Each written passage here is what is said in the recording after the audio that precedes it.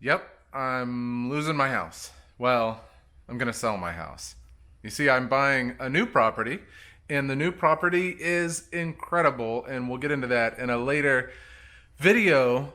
But the fact is that even though I'm happy and excited to move into the new house, I'm bummed to give up this house because it's so freaking awesome. Let's just start with the house itself. You're gonna see a pretty big mess in some of this footage because we're moving. Um, but the house we're in right now is a mid-century modern home that was featured in Better Homes and Gardens in like 1965. It's kind of wild, and it was a really good fit for us because it's built from like construction scrap and random bits. So even though it is mid-century modern, it's got like normal sized windows and some of the designs not quite as cool. But I loved it. I loved how it was kind of slapped together and nothing lined up right and so odd. The house itself is just really interesting. It was even featured in a book about building from scrap. And we've got like copies of the old articles in the book and stuff like that. So there's the article from Better Homes and Gardens. You can kind of see what it used to look like right there when they first built it. There's the atrium where I've got the hammock. There's that original slate floor I was mentioning. And then here it is in the book about building houses from junk. Again, you can see that slate floor that we pulled out of the woods. And that light fixture is still there. Right there. So that's from the book Building with Junk. So cool. I met the guy who designed it and talked to him for a bit. So I love the house itself. Like when we toured it initially, I was just in love, and we made an offer that day. And the new property, the property is awesome. The house is, it's okay. So I'm a little bummed to be giving this up. I mean, it's an awesome house. But then on top of that, I'm a maker, and I've been doing so many cool projects to this house and customizing it so much, I have to leave those things behind. And that's kind of a bummer as well. Let's check out some of the stuff that I'm leaving behind that I'm really going to miss.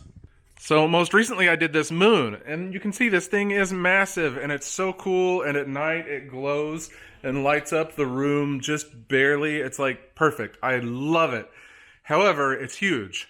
That is like a 16-foot ceiling. If you put it over here on like a normal ceiling, it would take up so much of the space. It would just look weird. And the new house does not have giant rooms like this. So it's staying here or being given away or something if the new owners don't want it.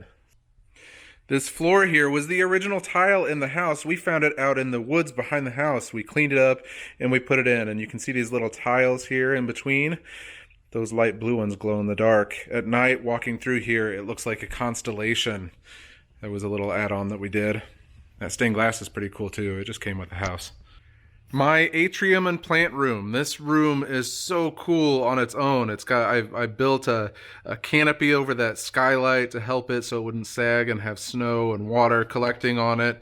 And I built this entire frame here that's holding all of these plants for a hammock that I could chill in next to the wood stove during the winter. That was my sanity room during winter because I could keep all the green plants alive in there. I love it. I'm going to miss it.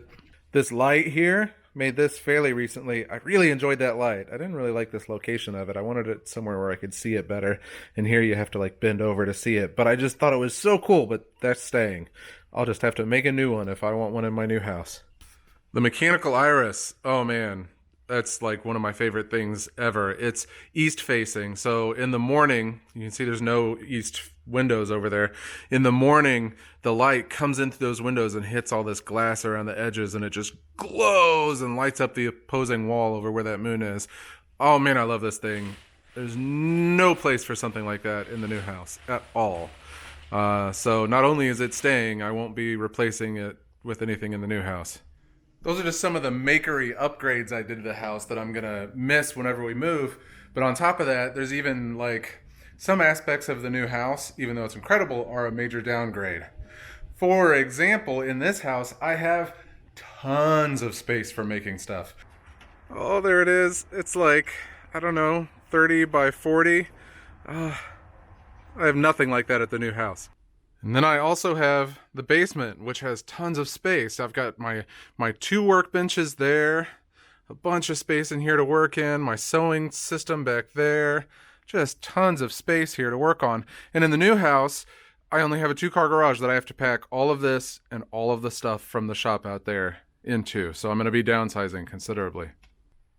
So that's why I feel like I'm losing my house. But hey, the new place is pretty awesome. What it's lacking in personality and maker space, it makes up for in other ways. Keep your eyes peeled on this channel for a tour of that space coming soon, and you'll get to see how awesome it is.